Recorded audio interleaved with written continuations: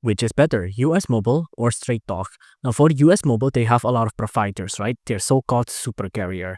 They can provide you network from carriers such as Verizon, AT&T, T-Mobile, things like that. So you'll always get the best coverage wherever you are because of the wide range of providers they give you, right? And they can give you unlimited plans here, like premium data, unlimited talk and text for only $17 per month. And US Mobile is pretty flexible, right? You can give a lot of customization to all of your plans, right? So it's a pretty good deal. Now, what about Straight Talk? What about Straight Talk? Now, for Straight Talk, they only have Verizon network, right? So they only operate in Verizon network and their provider is Verizon, right? But Straight Talk has better straightforward plan and their plan is pretty straightforward, right? So $65 per month and then you'll get 5G, you'll get unlimited data, unlimited hotspot, and you can also get 100 gigabyte of cloud storage.